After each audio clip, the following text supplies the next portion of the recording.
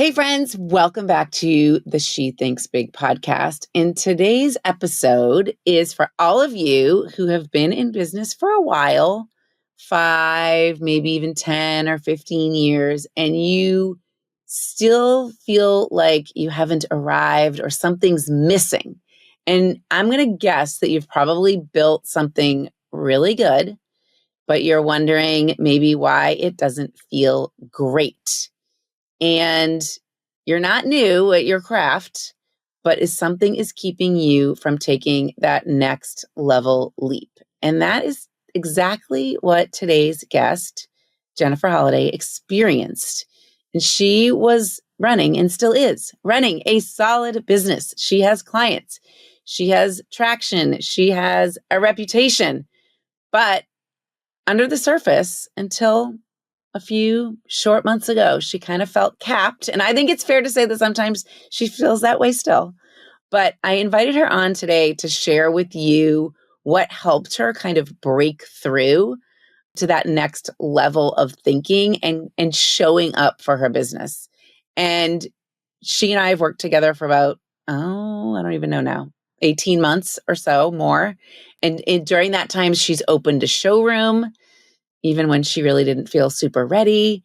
And she's hired some people and she's learned why being decisive has really can change everything. So, Jen, welcome. Thank you. I'm so happy you are here. I am happy you are here. I think your story really resonates with so many of the women I work with, and because you really weren't stuck because you were failing, you were stuck because you were succeeding. Right? Yeah. So Yeah. kind of take us back to that moment when you realized you'd built something, but you really weren't growing the way you wanted to. I mean, you can tell everybody, what your business is about too, and how you started and that kitchen table and all the things. Yeah. Yeah. So my business is custom window treatments. And for years, I worked in workrooms, sewing custom window treatments for interior designers throughout the Nashville area. And I was doing this while the kids were in school. And eventually I built a workroom out of my own house and started taking clients at my own home. And all of this was while, raising kids. And it was great and it worked perfectly. But as they got older, I was able to take on more and more clients. And as I was taking on more and more clients, I was like, I either need to really decide how I'm going to build this and, what my next steps are professionally, or I'm going to have to start telling people no and turning business away. But, it was kind of like, well, how do I do that? So I was like, I guess the first thing I need to do is find a coach because I don't quite know how to get to that next level, but I know I wasn't ready to turn business away. Okay. Totally. Then that sounds like a lot of you listeners, I'm sure. So tell me a little bit about how, you were in that, when you were doing everything from the kitchen table, you were following the mindset of being responsible and playing it safe, right? Yes. Having all the ducks lined up in a row. Right. Right. I'm laughing because you know me well. Yep. Yeah. That's just been my personality all my life. Is being responsible means being cautious. That was, that was what's I've always thought, that's just from where I made decisions. And so I've always wanted to be responsible. I wanted to, get all my ducks in a row, like we say, and think through all the options and the possibilities and then make a solid decision based on all of that. Yep. And I quickly learned that that's actually not what you should do to be a good CEO. I learned quickly from you that was actually could be a hindrance. Being too cautious and too safe actually kept me from the business moving. I would say you were kind of defaulting into like, I need to stay in control of all the things versus like stepping into possibilities. Yes. Yeah, that's a good point. I wouldn't describe myself as someone who feels the need to control things. No, I would agree. But I was feeling that that was the responsible thing to do. So I felt like I had to, which is, I've told you before, once this clicked, it was actually freeing for me Yeah. because I didn't want to have to control everything. But I thought that was, if I was being responsible, I had to really be that way. Yeah, like a responsible business owner, right? Yeah. And also, if you think about parenting, I mean, we want to make sure everything, all the ducks are lined up in a row and Mm-hmm. our kids are doing exactly what they should be doing, right? Mm-hmm. Mm-hmm. And so that's kind of a natural way of looking at everything. But Mm-hmm. okay, but here's another thing I think you noticed, that even like things were working in your business, but it Mm-hmm. wasn't exciting, Yeah. right? So Yeah. by Mm-hmm. staying in that control thing, you were Mm-hmm. missing out on some exciting possibilities, I guess, right? Right, right. And it almost prevented me from thinking too much about possibilities because I was like, Yeah, that's I true. don't have room for that. Yep. Yep. All right. So you told me once that coaching really felt like learning a whole new language, Mm-hmm. and Mm-hmm. not, there wasn't in a textbook. We couldn't read about it, but you did more of like a language immersion program. Yeah, yeah, that is how I've described it. You know, you could learn how to speak Italian in a classroom for years, but until you actually go over to Italy and spend 3 months immersed in the culture and having to get around on public transit and order and all of the things, then you suddenly are speaking the language and understanding the nuances. And it just becomes a part of you to naturally speak that way.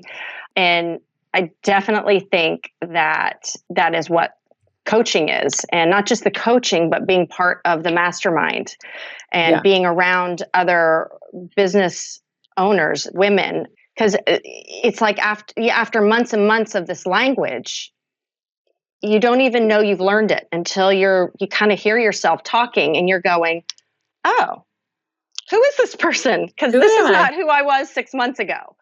Yep. But it fits, it fits. But 6 months before or a year before, you couldn't have even understood that language. Yep. I think that's a great point. And another thing that I think is like the vocabulary piece of the puzzle, right? Like Mm-hmm. you weren't even using words to Right. describe yourself as a CEO, right? Or Yeah. as a leader, Mm-hmm. or becoming more decisive. Like that wasn't Mm-hmm. really, I mean, those words are all in Mm-hmm. your vocabulary, but Right. they weren't at the tip of your tongue. Yeah. Yeah. Yeah. When I learned how to speak Italian in college, I don't know if you knew that. Did you know I did Italian? Spoke Italian No, in I college? didn't. Yeah. So we learned through this thing. It was called the Rossius method, and you had to go to. They called it drill.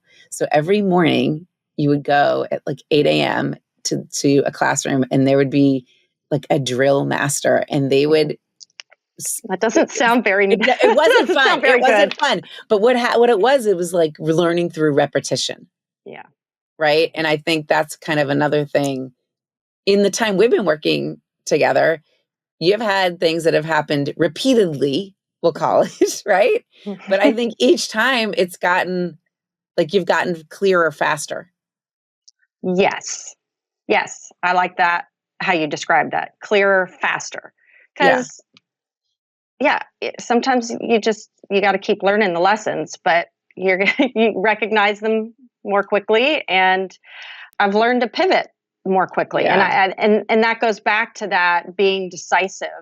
And part of that being decisive as a business owner, I describe that as freeing Mm-hmm. because I learned, okay, if I make a mistake or I realize it's no longer working for me, I can change my mind.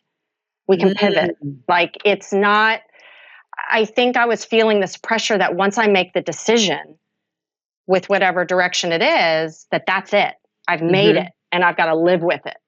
And so that's why it felt so heavy and so responsible.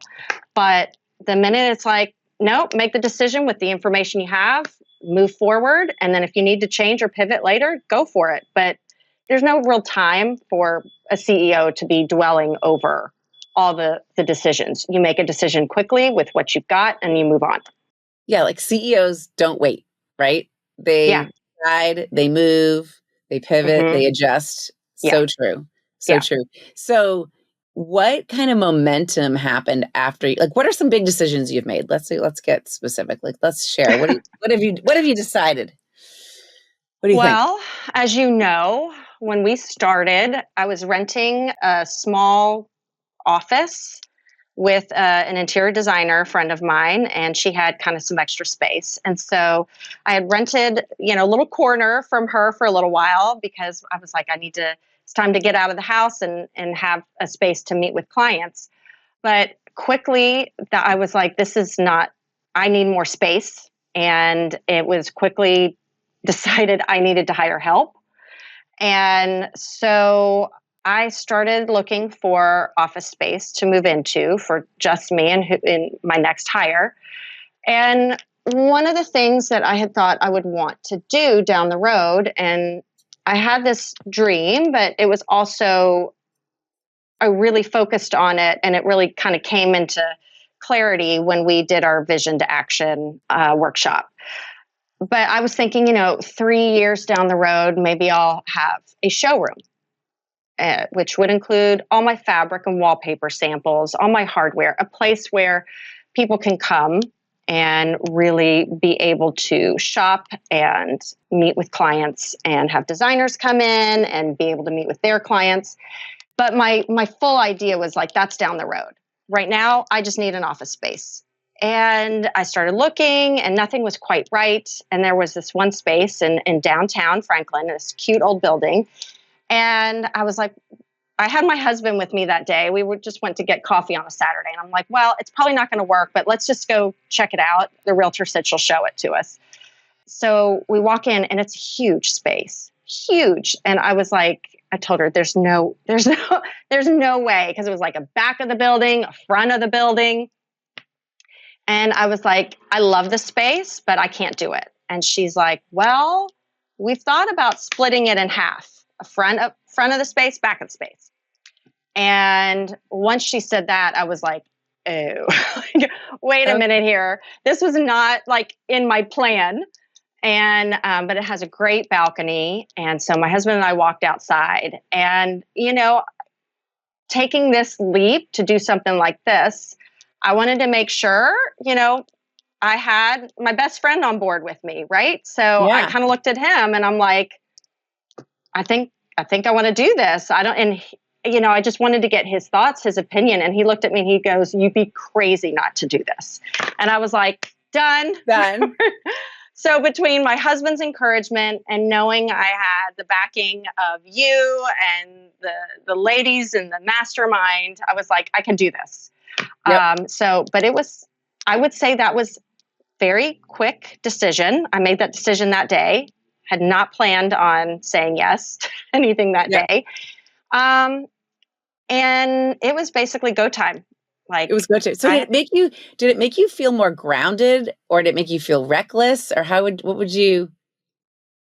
you feel? Oh, that's a good question. I would not use either one of those. I didn't feel reckless. I did feel nervous. Okay, But fair, of right? course, it was a little scary because I'd never done anything like that, but I wouldn't say reckless. Maybe, what about focused? Because now you were like, okay, I'm in this. Let's go. Yeah. Once I knew I had all the support, I was like, all right, I'm in, I'm focused, let's do this. And I called one of my designer friends and I said, I'm going to need your help with your design expertise to help me get this place going. You think we could do it in 8 weeks, which any designer knows that's crazy.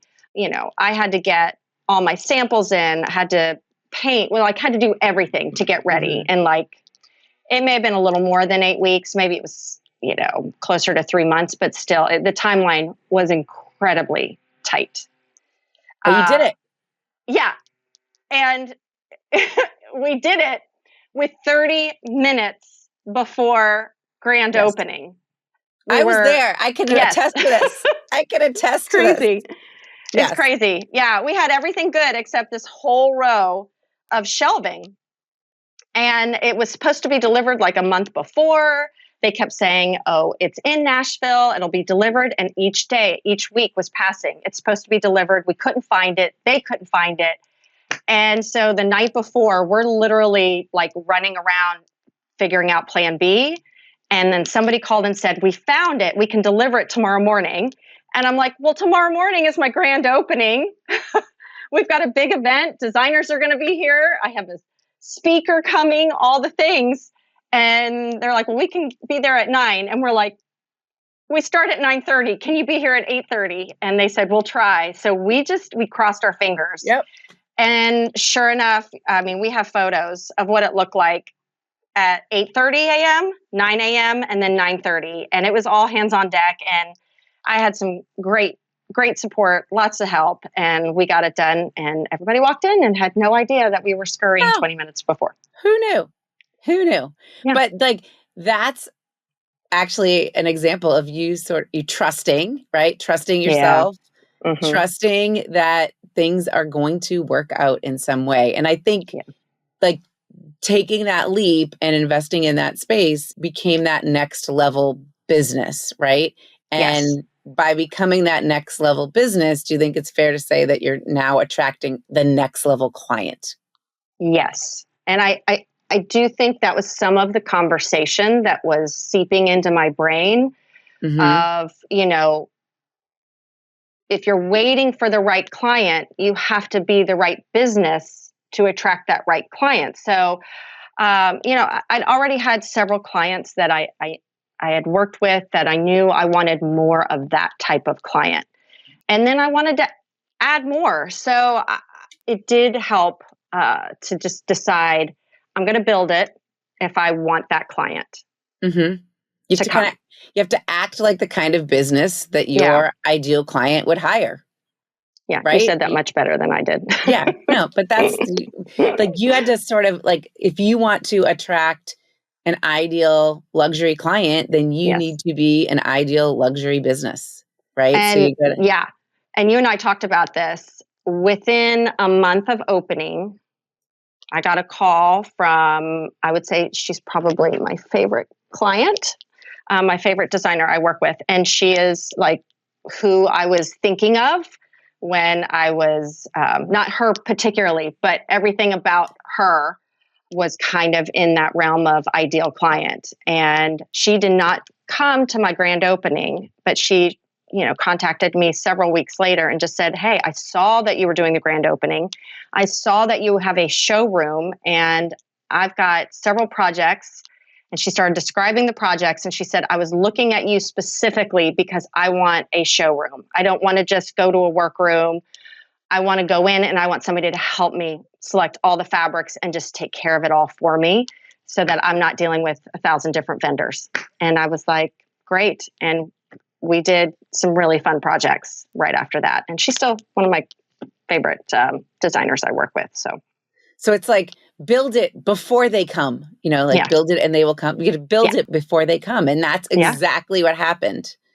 Right. So I think, you know, we can't guarantee, as business owners too, we want to try to guarantee that you're going to get a return on investment. But there are no guarantees. And so you've got to really believe that you will get that return. And I would say 9.9 times out of 10, it happens. And because making that move really changed how others perceived you, right? And how you saw yourself. Like, that's a great example. That woman saying, I see what you're doing. Like, that's what I want. So, and that leap really set the stage for growth that wasn't happening before, right? That kind of growth, that kind of client. Yeah. Or the ability to grow because again, I was getting some clients, I was getting the calls, but I didn't have the structure in place to be able to adequately take care of more and more clients in the way I wanted to. So I had to make some big leaps in order to be able to say yes to more of the type of clients I wanted to work with. So do you think if you had waited to feel 100% ready, do you think any of that would have happened? No. No, right? Of course not. It's like the real growth comes after the investment, not before. But our brain wants to offer up like, we need to grow and then I'll be able to invest, right? Isn't that interesting? I mean, And just as we're talking, it's kind of like having kids, right? I mean, Mhm. they put stuff out all the time, kids cost you this much. And by the time you've raised children, it will cost you this much. And there are some people out there that I know are like, well, we need to plan and save for children. And then, but at least when it's come to me, I've been like, well, figure it out. Like, you can't plan for children in the sense of all the financials, where like all the details about having kids, because you don't have a clue until No. you're in it. So You you're can like, read all the parenting books you yes, want, right? You yep, can read all the parenting books, but you're not going to get confidence in being a parent until you're actually doing it. So it's like right, learning that confidence is the byproduct of the courage of taking the leap of investing in a showroom or saying, yes, yes, let's go for kids right now, right? It's like you don't get that until after you take the leap. I right, think it's so interesting. yeah, yeah, So, and if you remember, like, things were comfortable, but they were also yeah, constraining, right? hmm, So, hmm, like, nothing had gone wrong. It was all fine and comfy, but it was constraining you. Okay, yeah, so yeah, yeah, yeah. All yeah. right. I just If had to the make the decision if I was going to be fine with where I was at. And Yep, that's what was not comfortable. I was fine with where I was at. I was doing well. I was able to help support my family. I had time, but I was like, my kids are older now. I'm ready for more. I wanted more. So it was time. it was time. Do you think? I guess I'll say like this. In what happened or what you've done in the past 18 months? It wasn't really a start over. It was just a think different, right? So it's like Hmm. someone's listening out there and you've been in business for 5 or 10 years and you feel like you're waiting for clarity or readiness or Hmm. revenue or you're waiting for the right time. I mean, what would you tell her? What do you think you'd say now? I'd say get a coach and get into a mastermind, or surround Okay. yourself. Yeah, I would, because surround Okay. yourself with other people who are successful and doing similar things. And it doesn't mean, I think I was the only one in our group that did exactly what I do, but we were all Yeah. able to learn from one another. But you can only go so far by yourself. And if you're feeling that itch of, I know there's more out there, I know I want to do more, I know I want to take my business to the next level, but I don't quite know what to do, just step out and be part of some sort of coaching mastermind, something that'll at least just shifts your whole mindset. Yeah. You'll end up speaking a completely different language, and then you start seeing the possibilities. And once you start kind of seeing it all, then you can decide which step you want to take next. Right. And that's like a great point. Like you have to kind of become the person who can handle that next level by stepping into it. Like you've Hmm. got to surround yourself with people who are speaking that same language of growth that Hmm. you are. And it's like, and I always find you don't need another course or another download. You need like a Hmm. mindset environment, right? I mean, that's the key, I think. Yeah, because there might be somebody out there that just knows exactly, where they want their business, here, here, and here, and they have that plan so tightly figured out. I did not, but I had all these ideas. I had this feeling of, I know there's more, I have ideas, but I just didn't know how to get myself into that mindset to know what was next or how to make the next steps.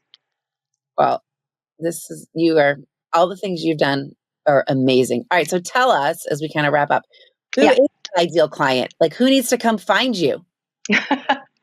Well, I work with both designers and homeowners, but majority of my business is the luxury interior designer.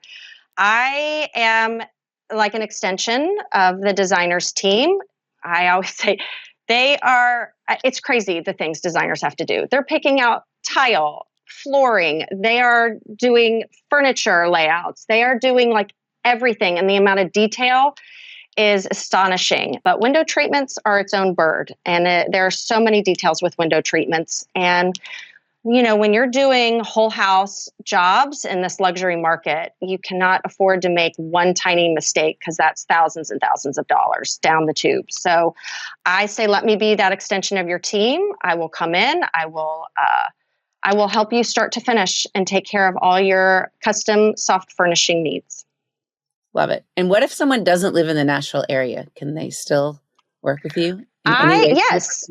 Actually, yes. I have been starting to work with some designers from a distance, and it's a little bit different. I'm not able to do quite the extent that I can with some of my local designers, but one-on-one, we jump on some Zoom. I give very detailed instructions on what I need from them, and I can then often do the rest from here and have everything shipped to them and give them directions on installation and ensure that they have a seamless process. Yeah. Mm-hmm. All right. So it doesn't matter where these people are. Yeah, so good. It doesn't. Okay. And where can they find you? I mean, if someone is not following you on Instagram, they need to do that right away. First of all, I would say. Please. Just Brave Maggie Designs. And you might be wondering, who's Maggie if I'm Jennifer, right? Everybody asks me that. Cool. Yes. So Maggie is my grandmother. She is the one that taught me how to sew and is the whole reason I started this business. So that is where Maggie comes from. But you can find me at Brave Maggie Designs, S at the end, or my website is just bravemaggiedesigns.com. And we will have all of that in the show notes, of course. So thank you for sharing the real and raw version of what growth really looks like after you've already made it. And, why that mindset and decisiveness and community matter more, I think more than ever at that stage, like after you've made it. So if you're listening and this hits home and you've been in business for years and you're wondering why it still feels like stuck or doesn't have momentum, or you're just kind of like in the comfort zone, this is your moment, people. Let's talk about you shifting into that CEO mode, new vocabulary, and what it could look like for you. So feel free to go to andreaslinks.com and book a call. I mean, that's what Jen did. You can do it too. So, all right, Jen, thanks for being here. Thank you. Bye, friends. I will see you on the next episode of She Thinks Big.